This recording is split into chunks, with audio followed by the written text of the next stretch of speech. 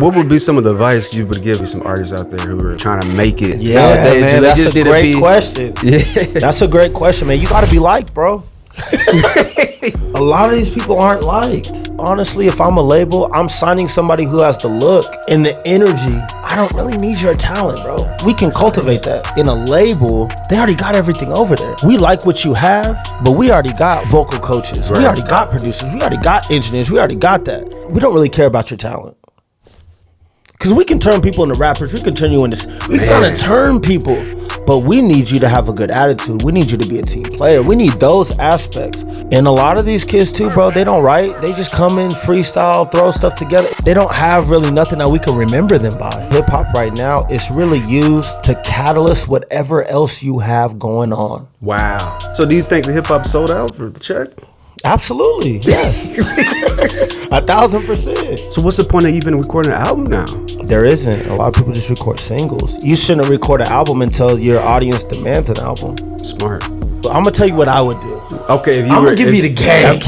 Let me just give you the game. I'm kind of dancing around it. If you were an artist, right? Absolutely. Today, come on, 2024. Yeah. What would you do? You ready? You ready for the sauce? Yeah. For real? Yeah. This is what I would do, man. Fully connected. All right, welcome back to the Fully Connected Podcast. This is episode 4. I am your host, Chris Jones. We got a special guest today, Humble Greatness, Angelo. Yes, sir. How do you pronounce your last name, man? Garibaldi. Garibaldi. And my middle name's Giovanni.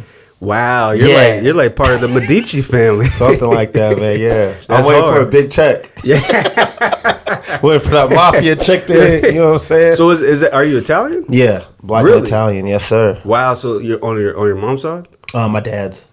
Wow. So your dad's Italian? Yeah, dang. Absolutely. Wow. Yeah, it's in the bloodline. Wow. So you're gonna have Humble Greatness pasta recipes?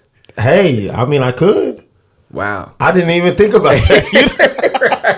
You giving me, you know what I'm saying? You put me on game.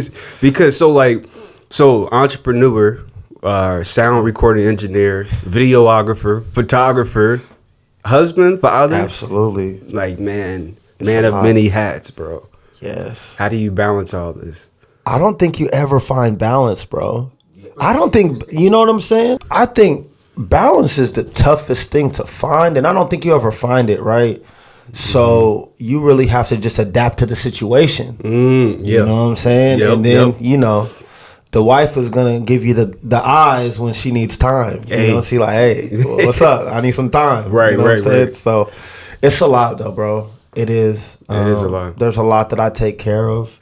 And when you're in a position of, how do I want to say this? When you're in a position of, you know, being an entrepreneur and being outgoing and wanting to take care of people and stuff, there's other things that people don't see that you got to take care of too. You know what I'm saying? Right. If somebody needs some dough, who are they going to call, bro?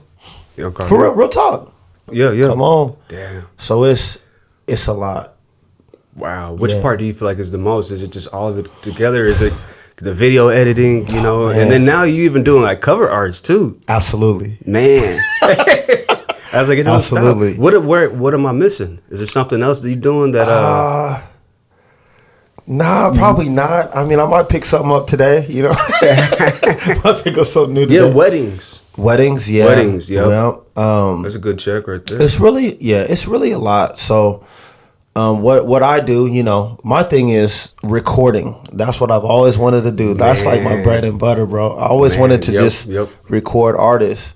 And, you know, my story, I graduated high school in Atlanta, Georgia. Man, I forget about it. What part of Atlanta? Yeah, so we're looking at Peachtree City. I went to a school called Sandy Creek High School. Sandy Creek. Mm-hmm. Is that what zone is that in? I don't even know the zone. I'm not even on cap. I don't know. Yeah. Sandy Creek High School, we were a big time football school. At the time, I had played with Calvin Johnson, who played for the Lions, right? So I played with him for a couple of years. And then, you know, after that, all the scouts start coming in and taking kids and all of that stuff. Wow, dang. But growing up, graduating over there, I don't want to say growing up because my dad was in the military, bro. So I moved every 3 years. Wow. Yeah. Just throughout middle school? Yeah, I've lived a lot of places, dog. Right? Yeah, I've lived everywhere. When did you move to Wichita? Because I remember you guys stayed down the street. That's when I first met you. I think it was like 2015. Yeah, somewhere in that ballpark. Because remember Josh? Yeah. So he was like, because that was when we were starting off at the radio. Absolutely. And we had our show. We were trying to think of names for the show. And then we went to your studio. Mm-hmm. And when we left, it was like, man, I got a name. I got a name for the show. That's dope. You know, but yeah, that was inspiration. That was the Lyrical Miracle days, right? Yeah, that's when you were you were doing like the Lecrae thing. Yeah, for sure. So I think the reason why music has worked out for me, bro, I feel like is I mean, I followed a lot of great successful careers, you know what I'm saying? But on top of that, I was in Atlanta when Atlanta blew up, bro. So I saw people who were handing me flyers and CDs at the flea market, and then I turn on 106 in Park next week and they on TV. That's crazy. So, you know, being in that type of environment, it's like, oh man, this could really work. Even when I graduated high school, bro, there were these two girls, they're called the Cherish Sisters. There's actually 4 of them. Wow. And 2 of them, they were in my math class, and they sung all the time. Super talented. Didn't know nothing was going on. Bro, as soon as we graduate, they on 106 in Park. That's crazy. They had a song with Youngbloods, yeah. And then also there was a girl, her name is Deborah Jennings. Deborah. She had moved, I think she moved into the school when I was a senior.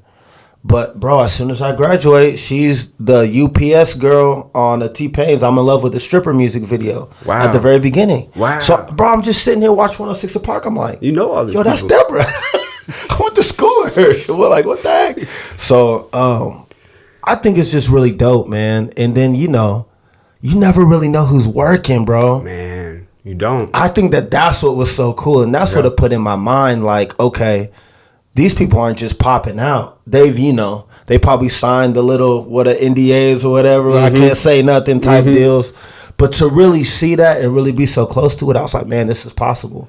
So I move out here in 2005. I have I have an older brother who went to Bethel College. And one of the things that I always wanted to do was play football with my brother. Right? That's dope. So when I was a freshman,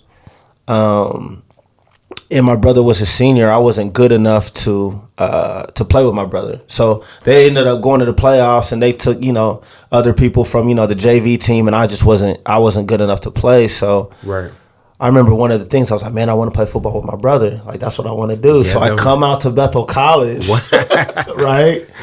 And I make it happen. We play together, and then after that, he started coaching a little bit. So me and my brother, bro, we're super close. It's actually his birthday today. Which happy birthday to your brother, man! For sure. What's your brother's name? Pete.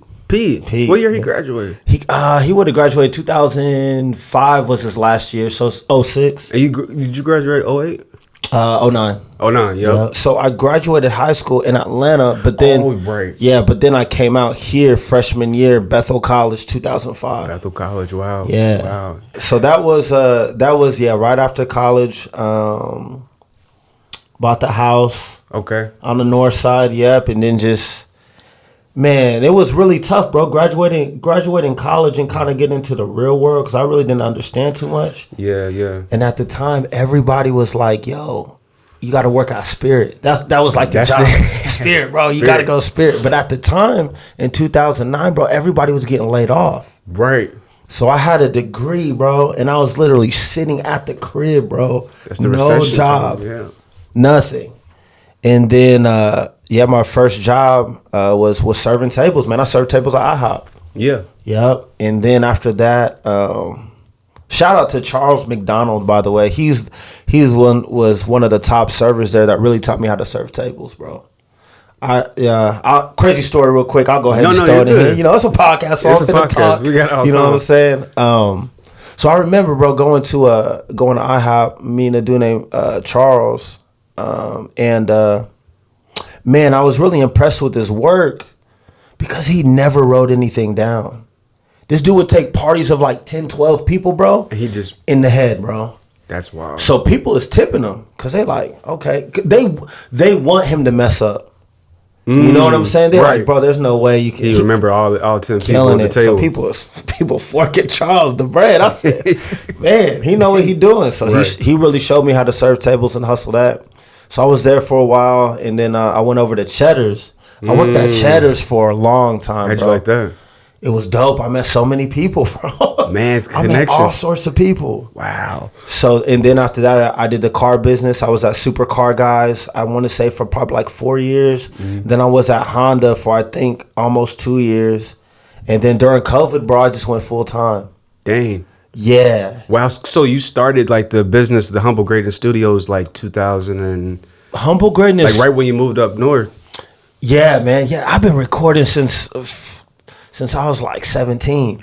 How? What do you think? Like, how did you come up with the name Humble Greatness? Like, what does it mean? Like, because I remember it was Lyrical Miracle, then it just became the Humble Greatness. So it's like I have an idea what I think it absolutely means. But like, maybe you could tell the people what it means when we get back a little bit. Absolutely. So, man, you know my favorite artist, bro. Shout out to my boy. Shout out to Berg, bro.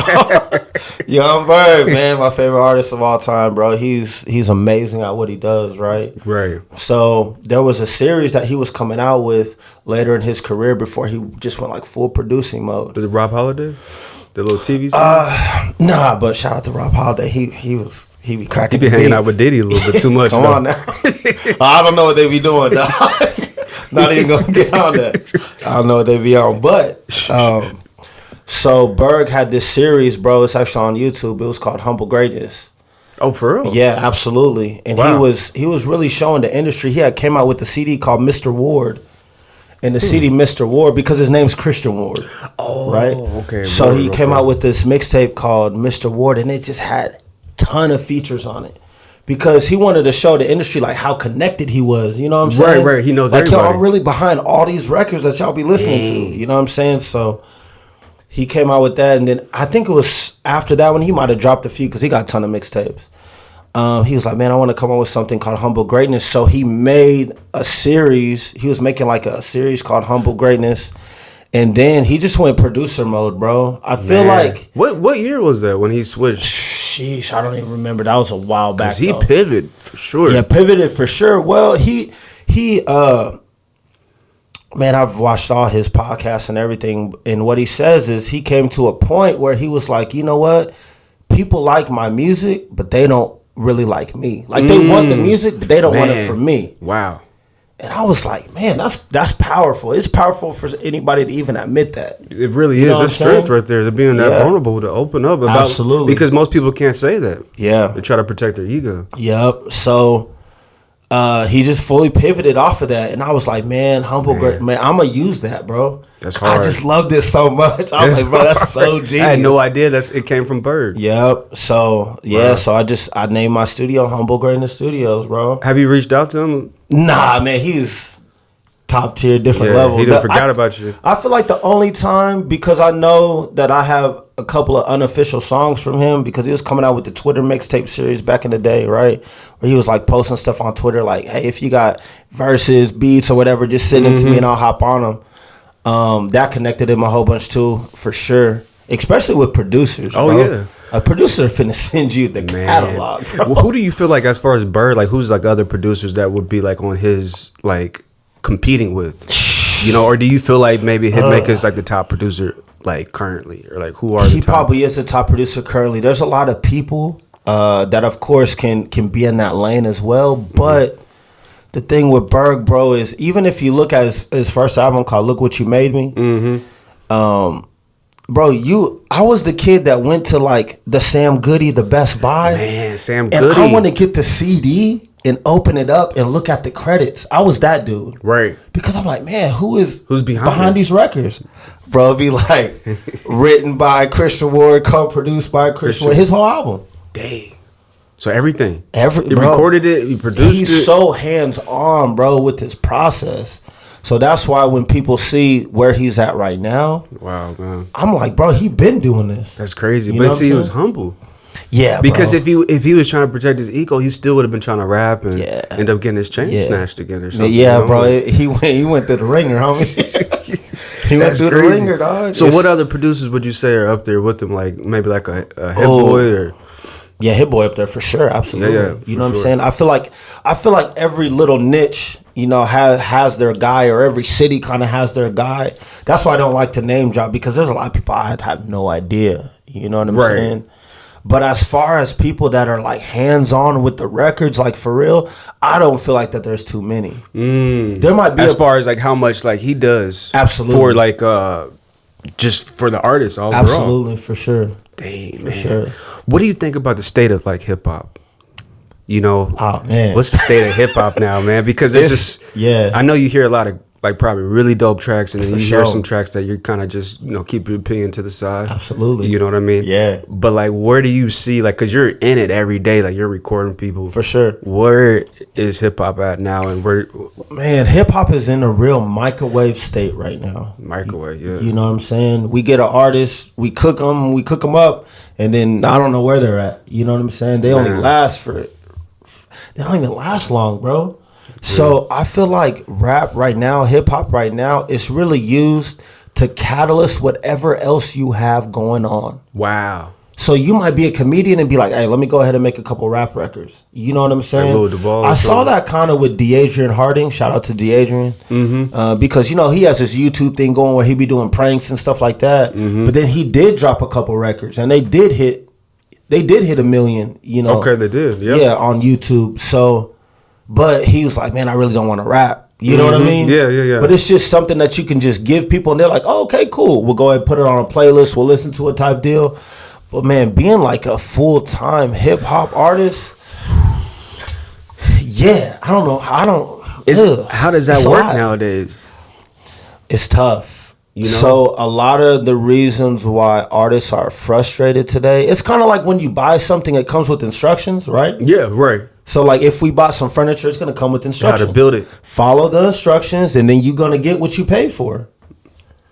I feel like a lot of artists are in this game, the majority of them, and they don't even know the rules. They don't know the instructions. Wow. They all trying to shortcut the game, or they really don't know what's going on, or, you know what I mean? Because nowadays, I mean, we keep it real. You can go to YouTube, get a free beat. Man, you can download BandLab on your phone and literally record into your phone. And then the crazy thing is you can pay like a distro kid $10-$20 and put it on all platforms. That's crazy. So do you feel like there should be a filter? Absolutely. You know, like what would that look like? Because then, like, if that's the case, like there's people recording on their phones, putting it on Spotify, but there's no filter between. Correct. You know what I mean? Yeah. There needs to be one, absolutely. There needs to be I feel one. like there needs to be different tiers, right? So, like a hierarchy. Absolutely. There's no reason why anybody can wake up, download BandLab on their phone, and then have whatever they recorded on the same platform as a Lil Wayne, as a Drake, that's as a Nicki. Wild to think that about. Doesn't make any sense. That's wild.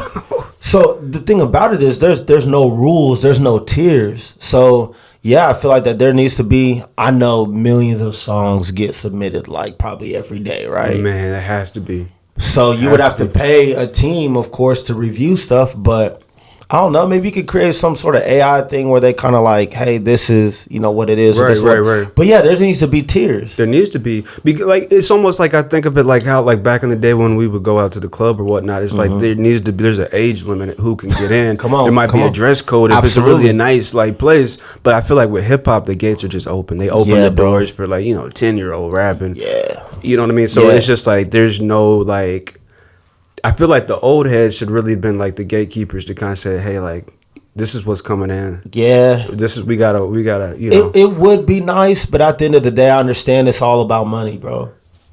So if we do that, then we have people who, oh man, I submitted my song, I recorded it here, and I didn't get put on the veteran level. So now we got people who are upset, and so just to make everybody happy, you just let the floodgates open, dog. That's crazy, man. So do you think the hip hop is sold out for the check? Absolutely, yes. 1,000%, yes. Yes, bro. Absolutely. Damn, man. It's all about the bag, bro. The person with the biggest bag wins at the end of the day, unless you really, really business savvy and know what's going on. Wow. You know what I'm saying? So the thing for me, I like being a part of everybody's journey, right? So I look at a lot of artists, and I'm not here to brag or boast, but a lot of artists are known in the city because of me, 100%, right? 100%, yeah. So, and I do so much for the city too, but it's not like I'm like, I got to do this and this. I want to do it. So I created a whole bunch of opportunities for artists that didn't have opportunities, bro. Right. So what I was looking at was, okay, artists need somewhere to record. They need a reliable video guy. They need shows. Man. They need photos. They need cover arts. They need podcasts. They need all of this. Right. So I'll just be all of this for everybody. That's crazy. So you've been the whole service. Yeah, but also I can relate to artists because I've already done it. I've already done everything these artists are trying to do. I've already done it. I've worked with big name people, small name people. I've been on tour. I've done all of this stuff, bro. So it just comes to the point where you can really educate people who want to be educated. Right. So if you came to me and was like, hey, how do you do a show? How do you do a tour? How do you do a podcast? I mean, you came to me for the podcast. Right. You know what I mean? So it's one of those things where I can just help. And I feel like the position I'm in and the man that I am today, that's what makes me happy, is being able to help other people or give other people game. You know, because I'm straight, bro. So you really just trying to give back? Absolutely. Wow. Sure. You're just trying to serve the community, really, at the end of the day. Yeah. Wow. People always tell me to move, man. I was in Atlanta a few months ago, went to a studio, and I always keep the hard drive on me, bro. Right. So, yeah, if you've recorded with me, I literally be traveling with my hard drive. Just in case of, bro, I'm going to hit a studio and people are going to be like, oh, what do you do? I just record, a few people just from Kansas, that's whatever. The humble greatness. And then they be like, all right, play something. I start playing that heat. And some of these studios, bro, that I've been to, they're like, bro, you trying to work here? Right. Was that when you met Gorilla Zoe? When that guy was like, he trying to... Did you meet... It was in Oklahoma or Atlanta? Yeah, I met Gorilla Zoe in Oklahoma, and that's shout out to my boy DJ Fame. He's Gorilla Zoe's tour DJ. Oh, DJ Fame? Yeah, DJ Fame, man. And he was just a little kid from Hutch, bro.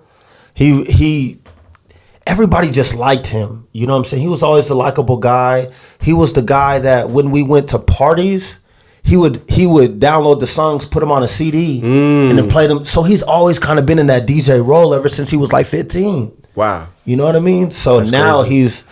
He's doing all sorts of great stuff, bro. That kid is amazing.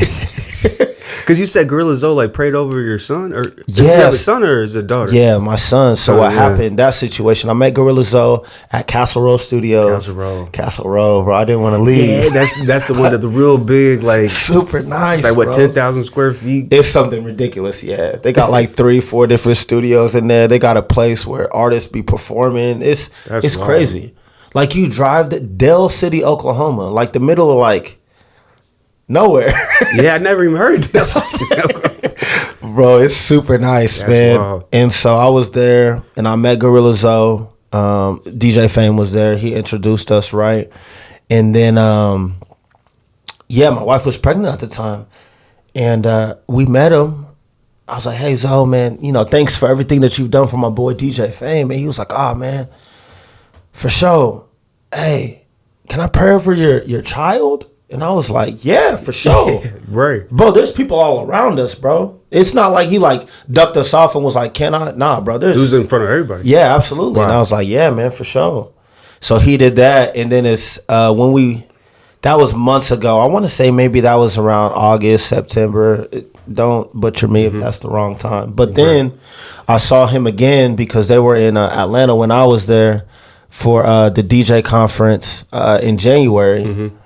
And he was there, and I was like, so, hey, this is my son. And he was like, that's crazy. Da, da, da. You know what I'm saying? So, his energy is dope, man. He's a dope artist, too. So, it's just cool when people even remember you, dog. Because I know that dude's meeting hella people every day. Remember, bro. Yeah, absolutely. That tell you something about him. Man. He's actually paying attention, man. Absolutely. What would be some of the advice you would give to like maybe some artists out there who are like trying to make it and do all those things that you were doing? Like, is it more just trying to be able to be viral, to be popular, or like what is the secret sauce?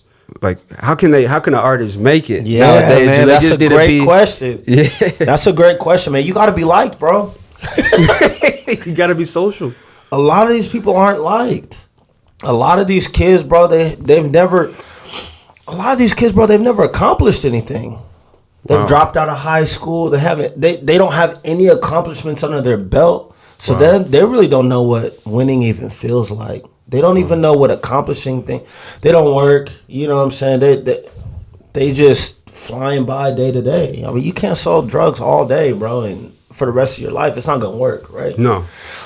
So a lot of these people who are in hip hop, because hip hop's really generated to the young kids. That's why I always call them kids.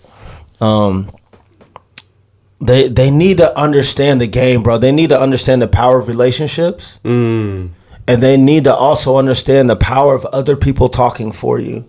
Okay. So what I mean by that is, even when I go places, I don't say anything about what I do, bro. I let everybody else talk for me. You know what I'm saying? Right. So even when my wife's with me, dudes will be like, who is this? And my wife would be like, oh, that's my husband. He does this. It's better for me coming from somebody else than you stepping in and being like, oh, I'm an artist. I do this. I do. Right. Hey, no, bro, people's ears get turned off. Why do you think that is? It's kind of like raising your hand in class. Yeah. I'll raise my hand all day, but I can't speak until I get called on. Right? So when you talk out of order, people's ears shut off. They don't even care. Right? So because nobody asked. Nobody asked you, bro. I've been in studio sessions, bro, where I've literally stepped in there, and I'm talking like the old school, like professional studio sessions, where there's a producer, there's a writer, there's entertainment lawyers, there's singers, there's like 15 people in here, and our goal is to make whoever that artist is a hit, and we're all involved. You know what I'm saying, bro? I've been in sessions where I've just sat in the corner. And just been there, just taking notes. I'm just watching, bro. Watching the process, watching everything going on. And there's times nobody said anything to me. Cool. I'm just soaking up the game. But there's going to be a time, bro, when somebody's like, bro, what do you do? And you're like, and then you just tell them, yep. This is what I do. And they're like, bro, for real, you ain't said nothing. Oh, man, I'll play a couple records. I got a little bit. I'll play like 2 records. And then you play them, and they be like, oh, bro, you cold. For real, you ain't said nothing this hard. Nah, man, I'm just... Because it's like, it's kind of the thing that's more valuable is like the more of that scarcity behind it. So It's like if you just like, you don't need to necessarily market yourself if you already kind of know your worth. Yeah. You know what I mean? So like, come on now. That's powerful, bro. No, for real. Because like you walk in, like if somebody's like worth $1 million, they walk in, they don't really need to be too flashy. Come on, man. Absolutely. You know, so I think like it comes from like an insecurity of people like, yeah, this is what I do. This, here's my card. But it's just like, you don't need to do that. Yeah. If you feel already, you know what I mean, worthy and confident of what it is that you do. I'm going to tell you somebody that changed my life. There's a photographer out here named Darrin Hackney.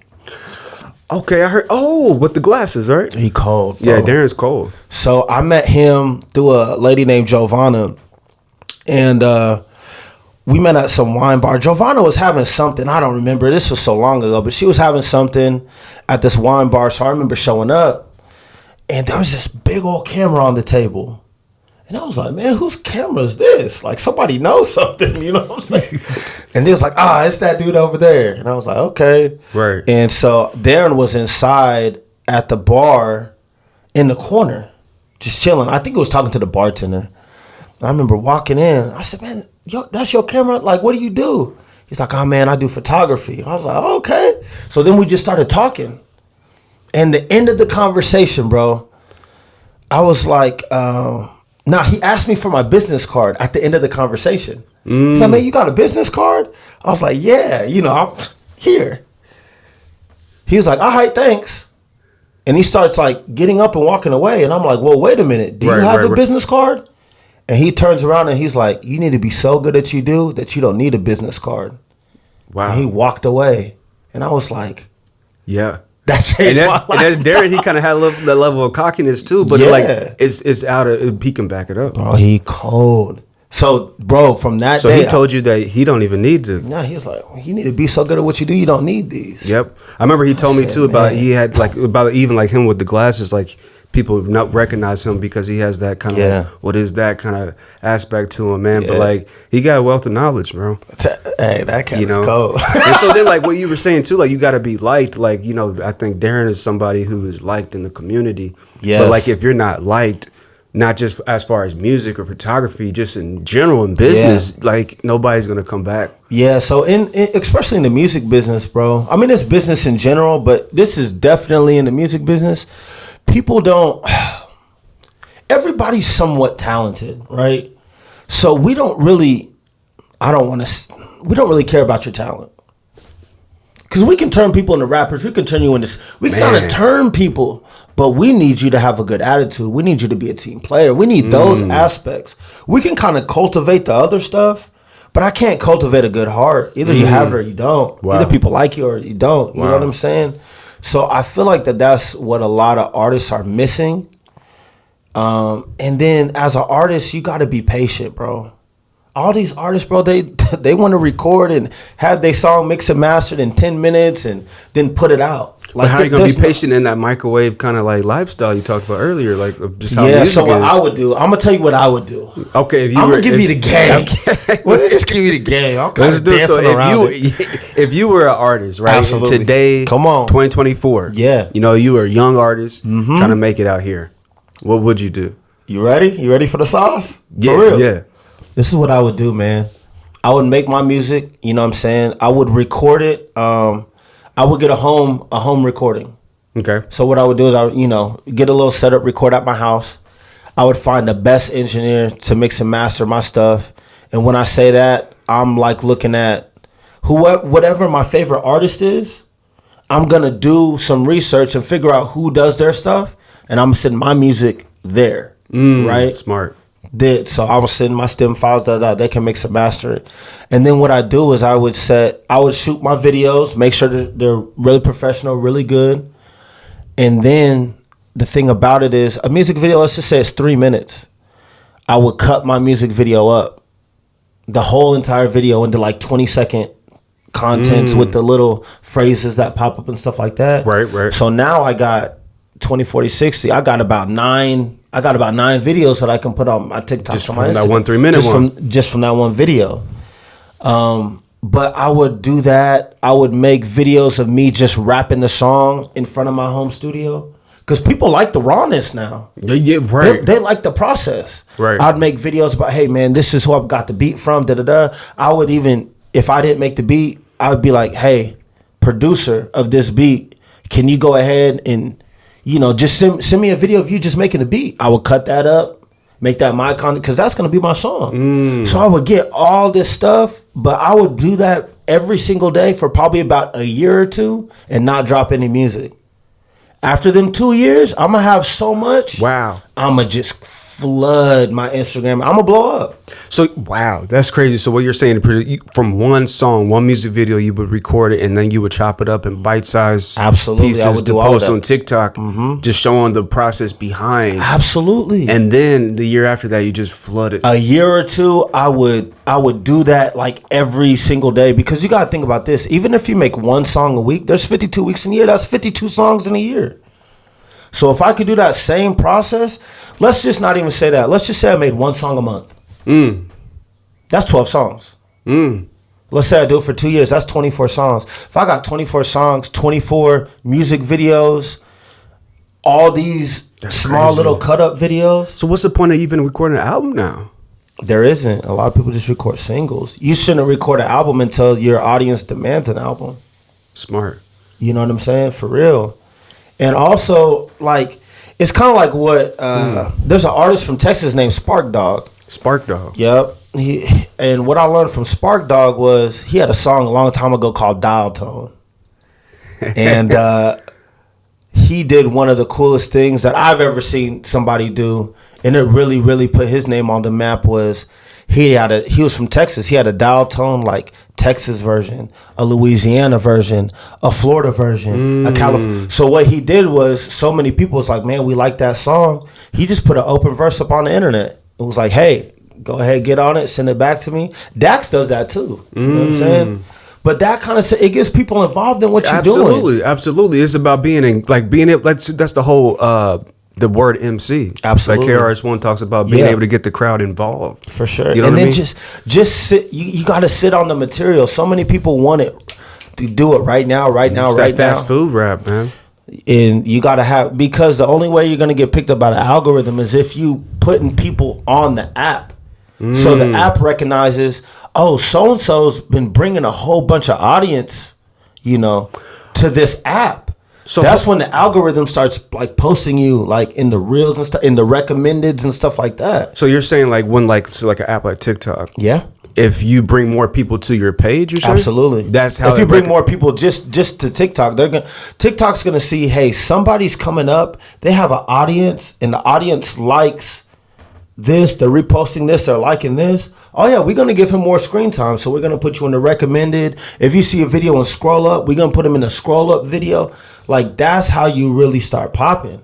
Wow. But the thing is, artists just want to record and put it out right now. They don't want to sit for a year or two. Because they're not patient. Yeah, and you got to think about this kind of like anything that you do, bro. Like if you said you wanted to play basketball right now, right, and you was like, man, I just want to try out for the NBA. Well, dog, it's gonna take some time, right? It's gonna take time before you even step on the court to even try out. So people got to train, bro. They don't want to train. What has happened? Is it technology? You feel like they technology? Believe just everything's fast and easy, bro, and it's not. Yeah, you know what because I'm saying? It used to not be like that. Yeah, it's just everything. The internet, and then people always post. People always post their successes. They never post the processes or their failures, bro. Yeah, so exactly. Everybody comes in thinking it's easy and this is how you got to do it. Yeah, that artist blew up, but they've been working for years. Right. You know what I'm saying? Even like what's his name, Fetty Wap, when he dropped that Trap Queen, like he was promoting that song. He said for a whole year. He did the same method you just talked about. Yep. But I mean, then it's just like, look at where he's at now. Yeah. And so then once you do make it to that top, you have to maintain it. Because there's some artists who make it. That's hard. And then it's like, what happened to so-and-so? Mm-hmm. And it's like, man. So I feel like you also got to have and you don't have to, but it's beneficial. Let me say that. It's beneficial to do something else. So maybe let's say you start off rapping, but you want to branch off into a clothing line. You want to branch. So it's. I don't feel like it's really all about becoming a rapper. It's becoming a successful business person. Man, right? It's creating a small business. Absolutely. Because record labels are not signing artists. Like I remember you said something about that. Like they're not signing artists as much as they used to, or they're looking for artists. I don't feel like they are at all. Yeah, at all. I don't feel like. I mean, if you. I don't want to say this. If I was let me kind of step it back a little bit. They are signing artists, absolutely, but a lot of artists think that they can do it independently. Now, the hard thing about being independent, once you say I'm an independent artist, what you're telling the world is, I'm going to do everything that a label does, but I'm gonna do it on my own. That's what you're telling the world. Well, you got to figure out what a label does. People don't even know what labels do. That's a lot of responsibility. It's a lot. And it's a lot of money. Marketing. So that's the thing. So a lot of artists, like, you've heard artists be like, man, I just got signed into a bad deal. No, bro, you didn't get signed into a bad deal. That's the deal that usually everybody probably gets. You just didn't know how to really work with what they gave you. Nobody is handing out free money, bro. Nobody. That's not a thing. It's free money. Is not a thing. I mean, Mr. Beast, right? Man, he's from Wichita too. Yeah, Mr. Beast might be handing out some free money, but that's about it, right? But it's people gotta understand what game they're trying to play, bro. That's really the main thing, and it's doable. I mean, I feel like if I went back to an artist right now, that I would be very successful. Do you feel like you would want that lifestyle? No, it's too much to maintain. It's too much to keep up with. Like, why do people want to live that lifestyle? I mean, because I used to rap like back like high school, and whatnot, but it's like, why? Like, you got wife, child. Yeah, it's too much. Everybody knows who you are. Yeah, it's just everybody wants you to record something like your first project, and they get mad at you because your first project. Yeah, it's tough, man. One of really the only artists that has been out for Soulja Boy, bro. Soulja Boy still rap. Soulja Boy still got a ton of monthly listeners, and I think I just looked at some rough numbers, studied some rough numbers, and it was like 1 million listeners or 1 million monthly listeners would bring you like roughly $4,000. You know what I'm saying? What, like you on the streaming services? Right? Yeah, on streaming. So I think that was just from Spotify. It was some number somewhere in that ballpark. That sounds about correct because it's like what 0.003 like cent.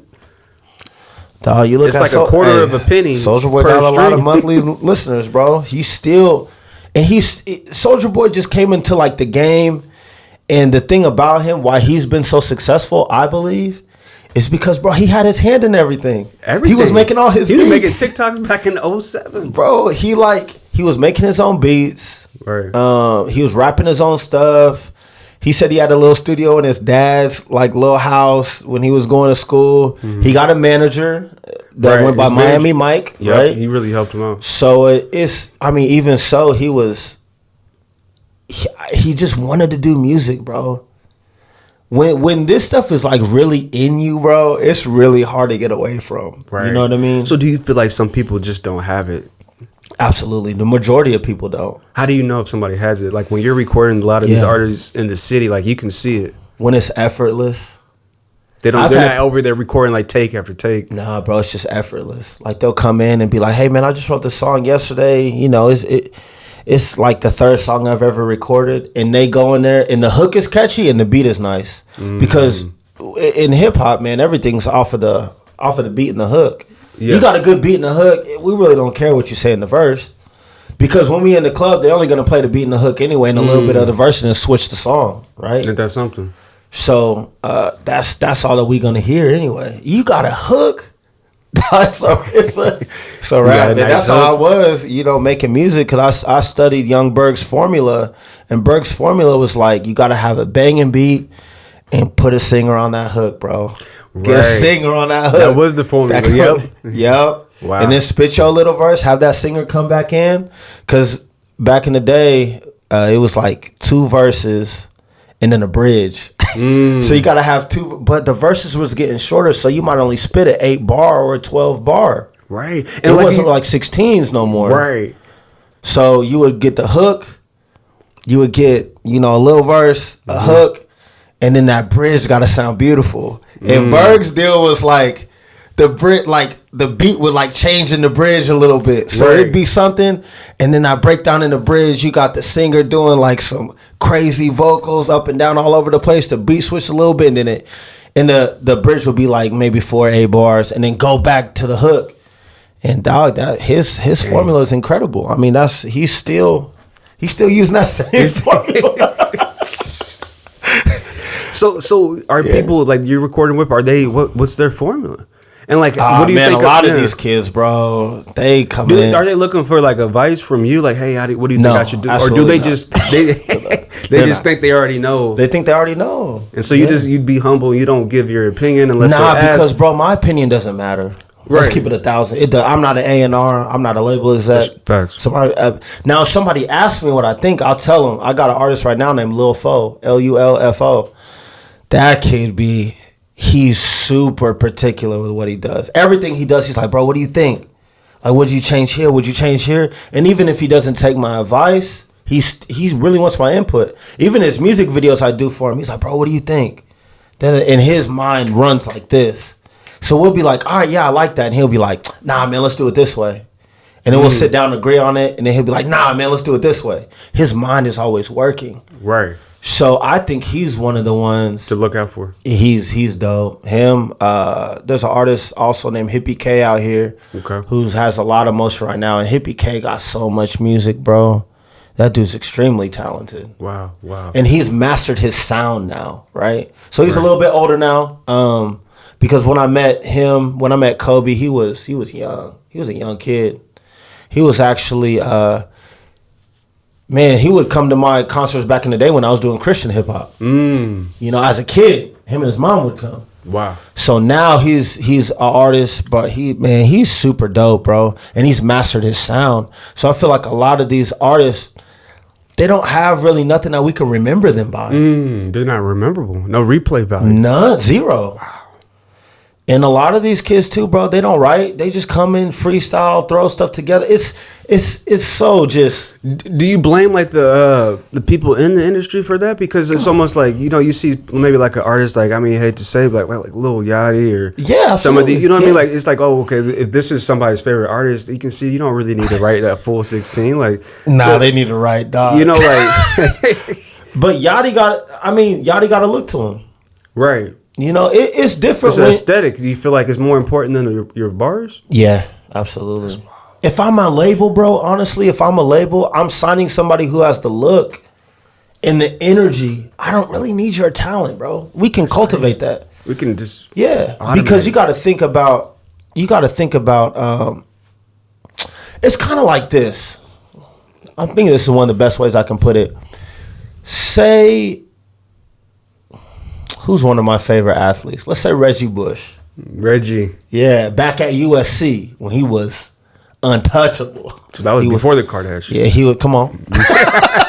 Come on. So let's just say Reggie Bush, as great as he was at USC, he goes to the NFL, right? He played for the Saints. Yep. So let's say the Saints are like, hey, we want to go ahead and, put you on this team.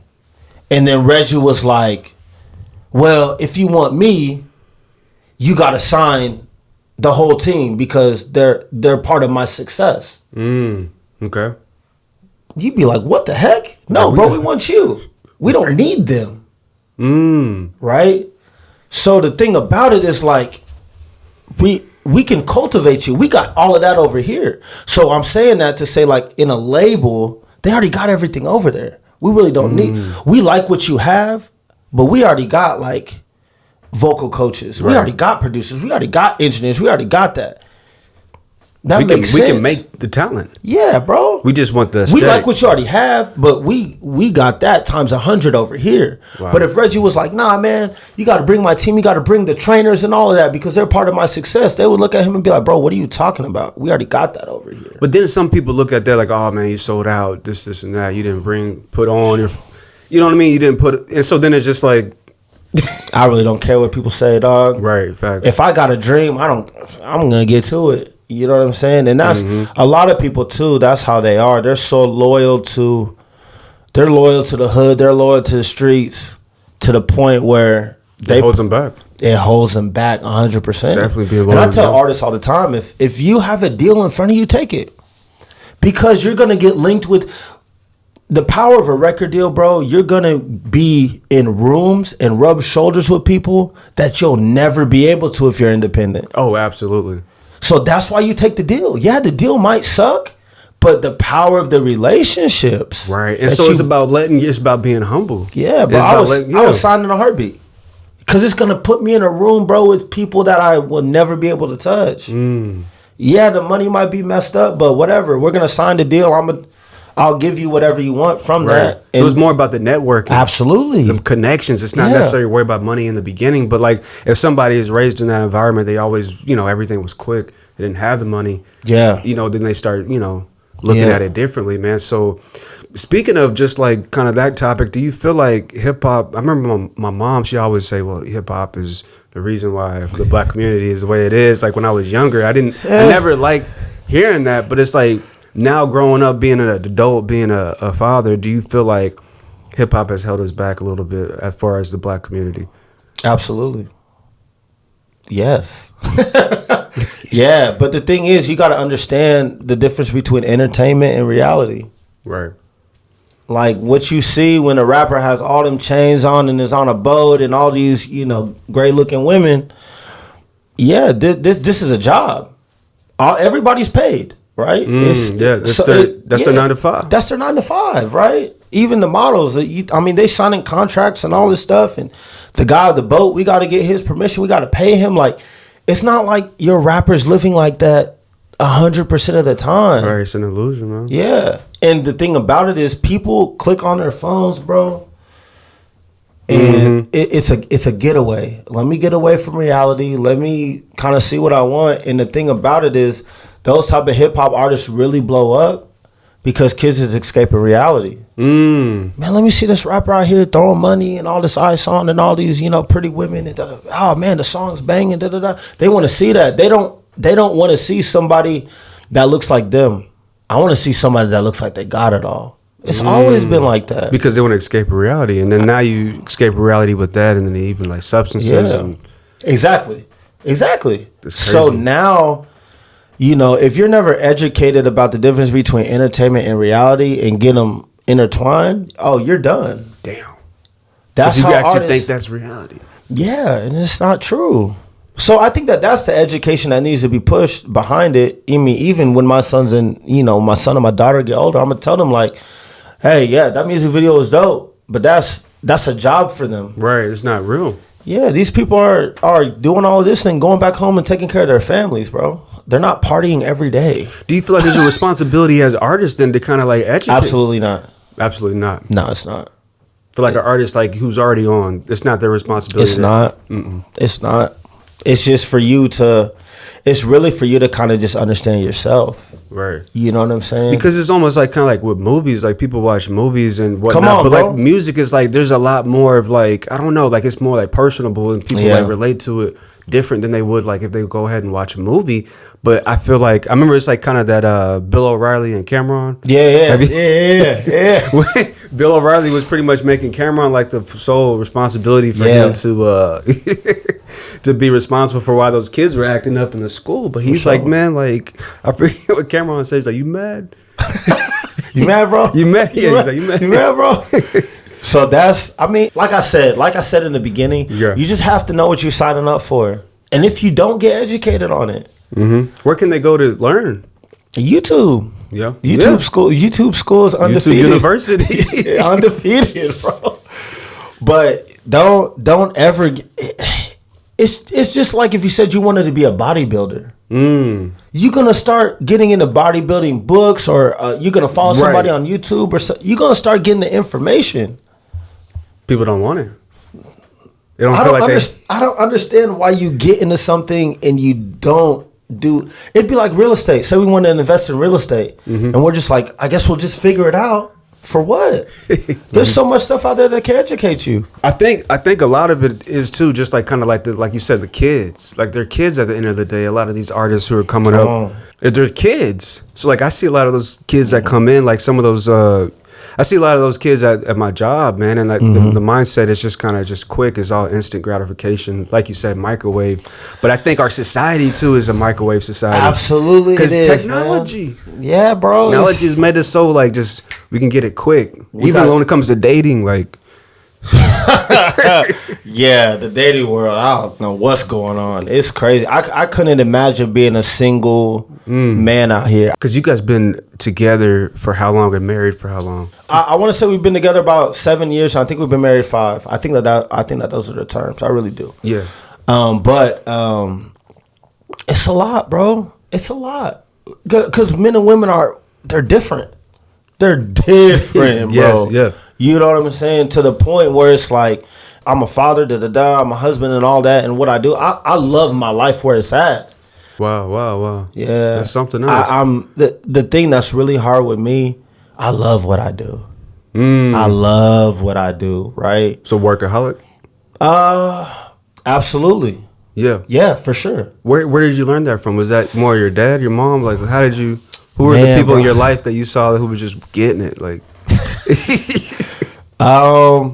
I really don't know if it was really from. I mean, my dad went to work every day. He did 30 years in the military, right? Marines?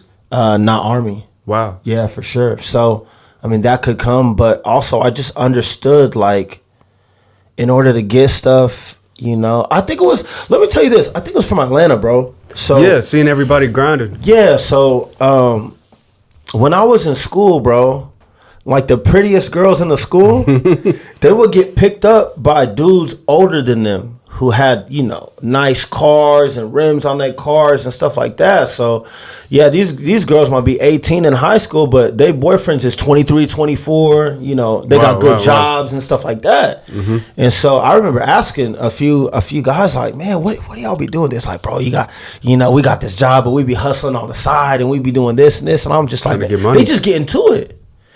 So when I saw that, I was never like a hater. I always wanted to get the information. Like, bro, how do I get there? And the main thing they would always say, bro, you just got to work, bro. You got to work hard, bro. You got to make smart investments. Yeah. Don't waste your money here, da-da-da. And so I think I come from a background where I saw it being done. We live in Wichita, Kansas. Yeah. I don't feel like you see a whole bunch of black successful men here. Not I don't feel like you do. Right. I'm not saying that they're not here, but I don't feel like we walk out, you know, on my side of town and you see a whole bunch of black people doing well. You know what I'm saying? Or even happy with the situations that they're in. Right. So that affects the community, bro. I mean, as a kid, I live by WSU, so I mean, your typical kid is waking up and they look outside and they see a whole bunch of fast food restaurants and like places like Lone Max. You know what I'm saying? Like, like just they don't see a lot of like nice things. You might have a strip mall, but it's run down. But that's what they wake up. That's their environment every day. Damn. So for them, they don't really see success. I remember when my mom visited out here for the first time. My parents live in Atlanta still. And my mom was like, y'all got some different type of black people around here. And I was like, what she mean by that? Just, bro, I go to Atlanta, bro. I see black people really doing it. Yeah. I see them pulling up. My folks, they moved to Evansville. Well, it's not Evansville, but Evans, Georgia. Yep, so it's like, like 2 hours away from Atlanta? Yep. But yeah, I would say the same. Like, there's different. There's different type of, like, there's people who you can see, like, really doing it. Here, it's different. Is it because of Midwest? Or is it more? I mean, for us as black people, there's just better opportunities. I feel like, right? Like Atlanta's like the black Hollywood, bro. It's like the new Africa. Yeah. So like it's crazy because even in the airport. So my wife and I, we were there in January for that DJ conference, and it's always crazy because I hop off of the plane. And I'm walking through and like, bro, everybody's black. Like the people who are helping, even the people who was working like at the restaurants there. Everybody. Like here in Kansas, we walk into a McDonald's, bro. Everybody's probably white that's working there. Right. Because when I went to the mall in Atlanta, I went to like a PacSun. Everybody black. Everybody black. And the black people there, they don't sugarcoat. They tell you exactly. So like, it seems almost kind of like if you're not from there, like the professionalism is like, it's just like, yeah. There's not. I don't want to say it's not there, but it's just like you just talking. It's different. Like we went to go rent a car, and the guy was just talking like he just regular dude from, that you would know, like a homie. Yeah, for sure, absolutely. There wasn't really much professionalism, but then again, it's just like that's how, as far as us as black folks, we just shoot it straight. We don't try to be fake. I think that was one of the hardest things when I worked in the car business. I remember being at Honda, and one of the managers told me that. He was like, man, I like everything about you, and I like your smile and your charisma, but you got to learn the language here. Ooh. And I was like, learn the language? Like, what do you mean? He's like, nah, it's just the way you talk, you interact. Like, you're you at the end of the day, man, but this is different. Yeah. And I was like, and I don't ever think I grasped that. And I think there's a nice way how he put it, though. Absolutely. It's just the facts. What is he saying? You probably need to be a little bit more educated on how you come to people. Instead of just like, hey, this little black kid's trying to sell me a car.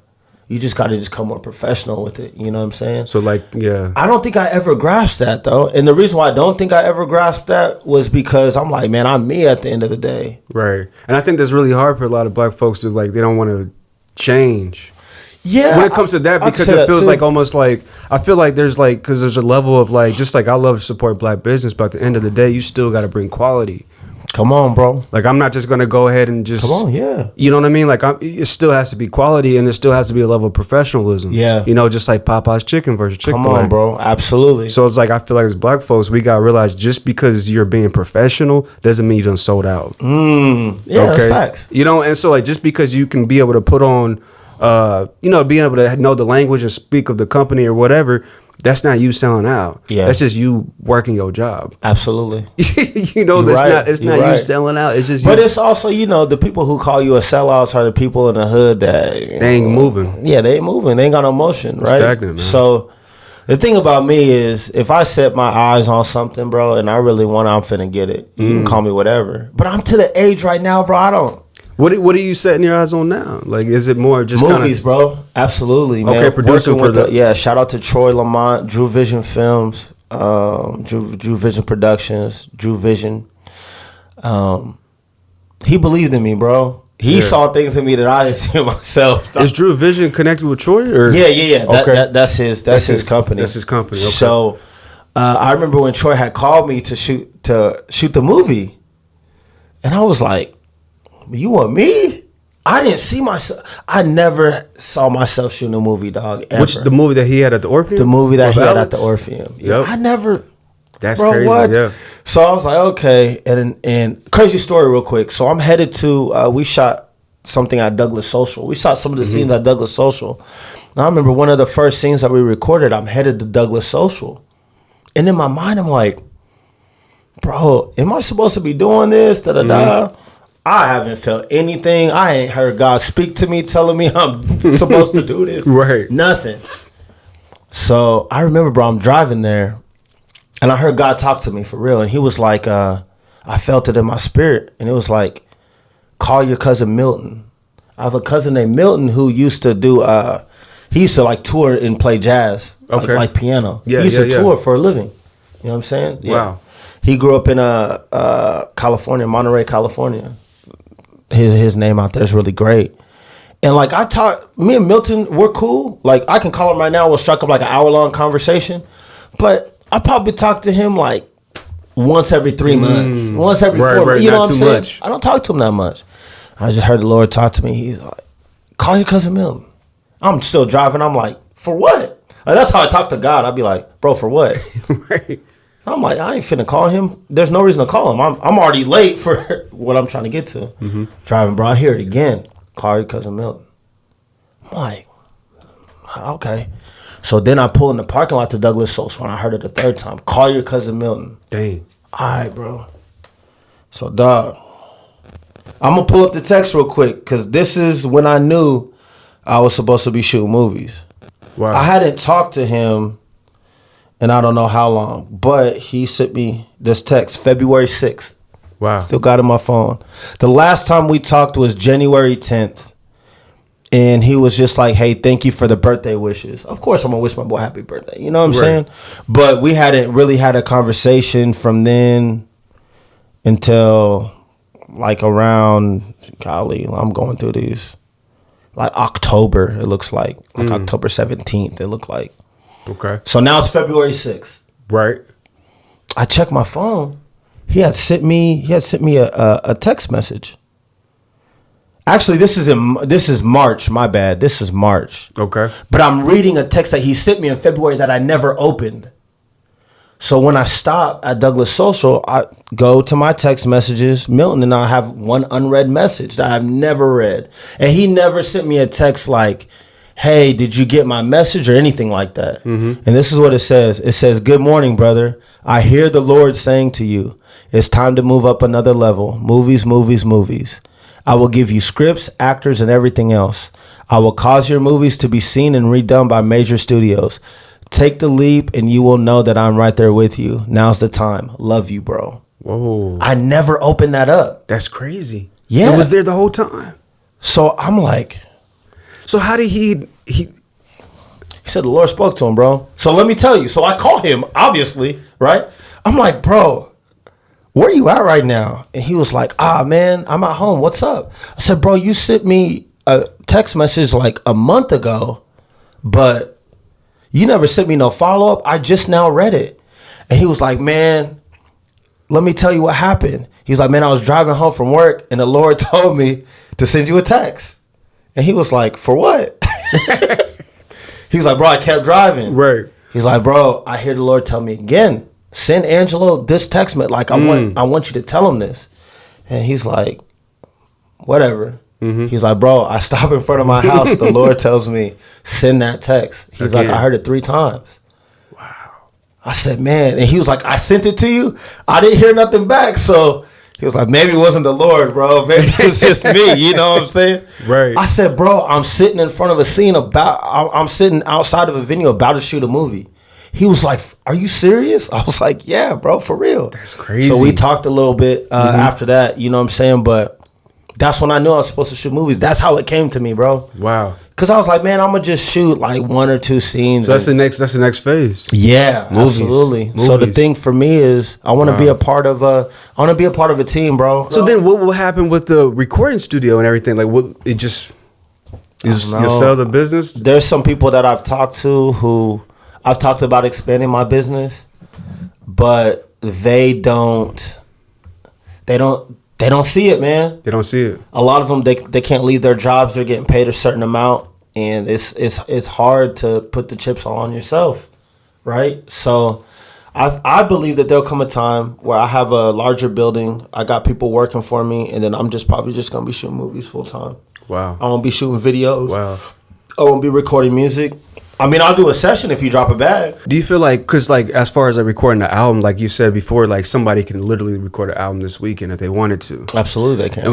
And with the quality, but what about as far as movies? So what if you do the same thing you did for the artist, but like for movies? So like somebody wanted to have a little short film. Yeah, they can come to you. Yeah. So my thing is this: I've had a lot of people ask me about shooting their short films. I'm not interested.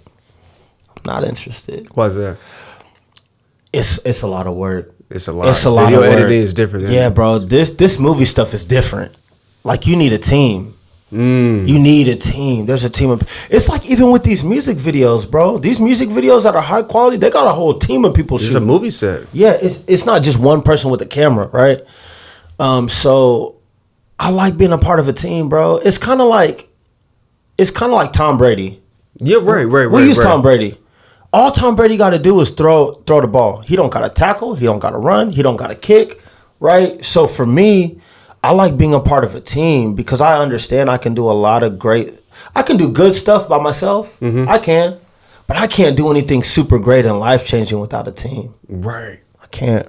I can get close, maybe, but I'm going to be overworked. I'm going to be tired. I'm going to get irritable. You know what I'm saying? Yeah. There's something with being together with a team of people that really changes the game. Man, it really is. It really is, man. And so, like, even like right now in my business, I'm trying to find that team too, but it's tough. It's tough, man. And like, sometimes you get used to just working by yourself because that's kind of what you're doing right now. For sure. You got the podcast, you got the recording and photography, and the videos and photography and everything, dog. So what should people be looking out for coming up next, 2024, 2025? Man, well, I just talked to Troy last night. We're going to do another movie. Okay. So that's going to be definitely in the making. And then really just kind of like the same stuff, the same grind, trying to give artists opportunities. I actually have a local artist show tonight. We got about 16 artists on the bill. Okay. Yeah, so. Where's it going to be at? It's going to be at a little bar called Sidelines. Okay, Sidelines. So we're going to do it at Sidelines. Sidelines is really the only people that'll take us, man. Okay. These other venues, as soon as you say hip-hop. Why do you think that is? Is because they don't want that crowd? Because hip-hop's only glorified when it's negative. Wow. Isn't that crazy? That's how it is. Why? It's just easy to kind of just shun it to the corner and not really pay attention to it, right? So, I mean, I've never had a show that's been shot up ever in my life, and I will never have one, right? So, that's the only time you hear about rap, though, when it's negative. Man. You never hear about it when it's positive. When it's positive, it just gets shunned in the corner. So, yeah. Shout out to Sidelines for taking us. But yeah, no other club's gonna give me a Saturday weekend, deal. It's just not gonna happen. It's not gonna happen. It's not. So how can hip hop be more positive again, or is it always gonna? Because I think too, like what's cool in hip hop is the negative stuff too, like talking about. I think that's why a lot of people want to be independent, so they can kind of make their own stuff. Right. As a whole, I don't think it'll ever get there. I don't think so, because there's money in controversy. That's why we watch these dating shows and all of this and stuff, and people love the drama. Right. When it's positive, it's just like, yeah. But then there's a liability too. Like you said, they're signing more Afrobeat artists and more Latin music versus like hip hop artists for sure because of that. Yeah. And everything's so sensitive now too. You can't just you can't just say whatever you want to say. Like, but yeah, man, I appreciate you coming through, man. I appreciate coming through the podcast, man. Yeah, for sure. Definitely, man. Whenever you need me back, bro. Hey, yeah, we'll do a part. Bro, I got stories for days, man. Yeah. And I know we on a time crunch. But I want to tell you something, man. Yeah. First of all, thank you for having me on. I appreciate it. And I appreciate everything that you're doing. Yeah. And the step that you took to even do this. Mm-hmm. Tripods cost money, cameras cost money, mics cost money, lights cost money, right? And then you have to have a room that's set up aesthetically pleasing, right? Mm-hmm. That's a lot of time and a lot of money. Yeah. So for you to even take the leap into doing this is huge. Yeah. And I feel like a lot of people don't give other people their accomplishments or their flowers while they're here.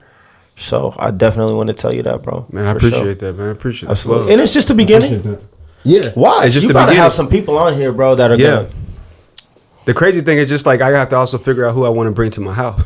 Since the podcast. And so that's another thing I want to talk to you about, though. I know we gotta get going, but it's just like you bringing people to the house. So Let me tell you what it is. So first of all, it's rules. You got to set ground rules. So when artists are like, can I smoke in the studio? Can I bring guns in the studio? And your answer is no. And they're like, man, well, I'll record somewhere else. Okay, cool. Go ahead and do that. Oh, bro, for real? It's like that? Absolutely, it's like that. Yeah. You know what I'm saying? It's my boundaries. It's my house. I got kids here. So that's the thing. So you can't shortcut nothing. I can't have one artist come in and bend the rules, because then everybody's gonna know you're just. Hey man, you can't smoke in Humble Studio. I was in there blowing all sorts of. So now it's like, bro, well, now he favors you. You can't favor nobody. Man, I think that's so smart that you did that, man. Because then now you don't have to worry about like stuff happening. It wasn't even me. It was my girl, bro. She was like, if you want to run a studio in the house, these are the rules. She was the one that set the ground rules. Hey, shouts out to your girl, bro. Because I was like, I'm just now starting out. I got to take everybody. And then see what I wanted. She was like, nah, the ground rules is this. Right. So that's smart. Come you on, got to be able to set the boundaries, and people got to respect it. I set the boundaries. And then secondly, like, I don't feel like a lot of people understand like my faith and where I'm really at. I mean, I could be ratchet sometimes, for sure. Yeah, but you know what I'm saying? But dog, I have a strong belief in God and Jesus, that Christianity stuff. I believe all of that, right, to the core. Right. So when I conversate with people, it's a little bit different.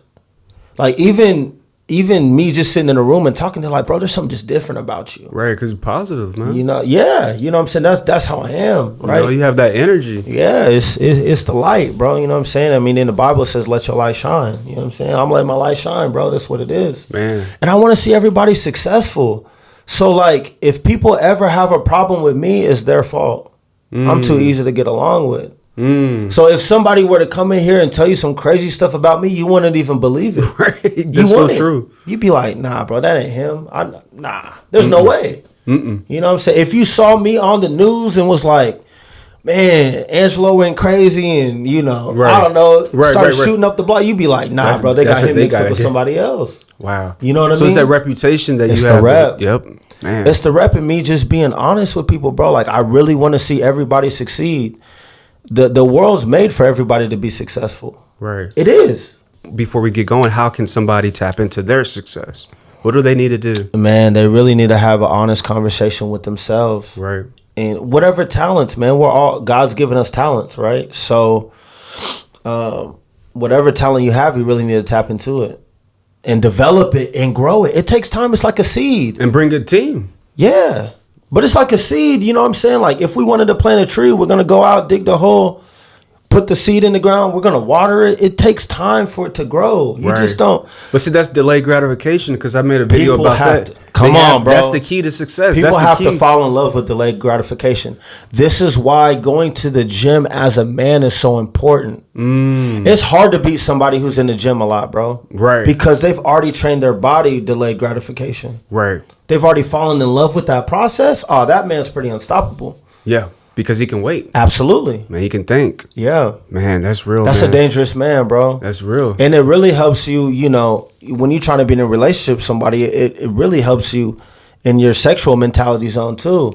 Cause you ain't over here trying to get everybody, bro. But see, that's the whole problem, is that instant gratification, like people who are constantly trying to go after what feels good, they're childish, man. Yeah. It's childish. Like, it's literally, like, because that's what a child does. Absolutely. They want to eat the cookie before right dinner. Now. Even if it's been dropped on the floor, take it out of the trash can, it's whatever. Like, hey, we just recorded the track. Send me the MP3 right now. Mix and master it. Like, it's like, no. Bro, like, patient, bro. But yeah, man, so thanks again for coming through. I appreciate you, bro.